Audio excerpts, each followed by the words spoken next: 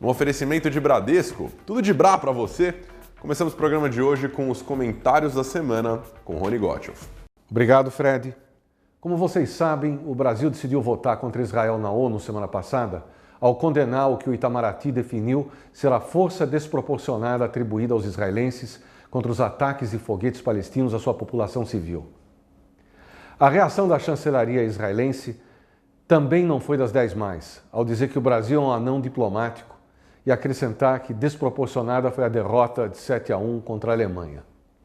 Países amigos, como disse o chanceler brasileiro para colocar água na fervura, podem discordar nos seus pontos de vista. Exatamente nesse sentido, o presidente da Confederação Israelita do Brasil, Dr. Cláudio Lotenberg, se exprimiu, criticando a maneira pouco respeitosa com que o Ministério das Relações Exteriores israelense se manifestou. Apedrejar as declarações do Dr. Lotenberg é ignorar o óbvio. Ele representa, e muito bem, toda a comunidade judaica brasileira. A Folha de São Paulo, de 28 de julho, traz um artigo do jornalista Ricardo Mello que começa mal, com um título que diz que Israel é uma aberração, os judeus não, usando uma das mais conhecidas táticas do antissemitismo moderno, que é a de separar os judeus de Israel. E continua pior, ao deixar correr todo o seu veneno leninista marxista pela matéria.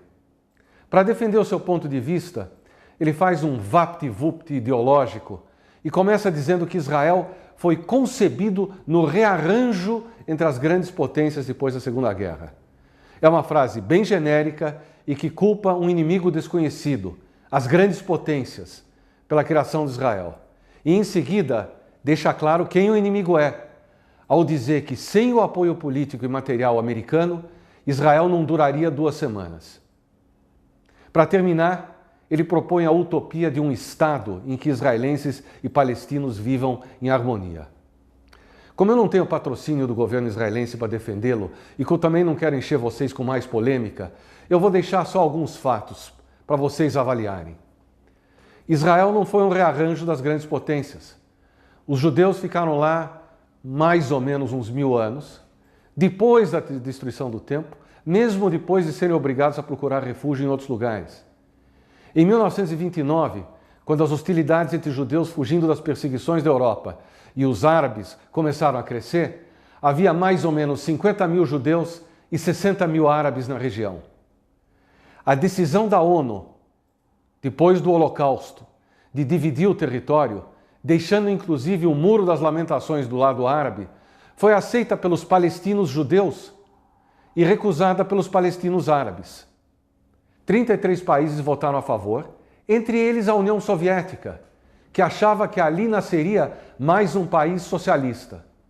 Votaram também o Brasil e todas as democracias que merecem esse nome, exceto a Grã-Bretanha, que se absteve porque tinha muitos interesses na região. Também se abstiveram o Chile e o México, com grandes imigrações árabes. E sabe quem votou contra a chamada Partilha da Palestina? Os conhecidos de sempre: Irã, Iraque, Paquistão, Cuba, Iêmen, Arábia Saudita e assim por diante. O movimento terrorista que tomou o poder em Gaza diz nos seus estatutos que sua luta só terminará quando não houver mais Estado judeu. Portanto, falar em Estado único é fazer uma frase bonita e desgraçar milhões de pessoas de ambos os lados. Surpreendente escolha para quem, como articulista da Folha, dá a impressão de ser tão bem informado. Mudando de assunto para uma coisa um pouco mais agradável, todo mundo sabe quem Steven Spielberg é.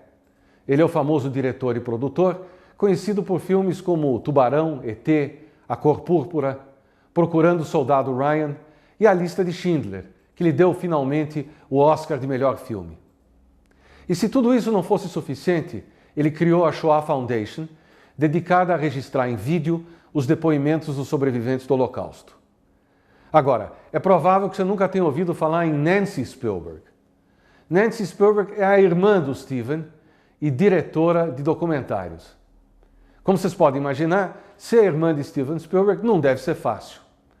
Até semana passada, quando ela apresentou pela primeira vez o seu último trabalho, Above and Beyond, Acima e Além, um documentário sobre a criação da Força Aérea de Israel logo depois da Declaração de Independência em maio de 48.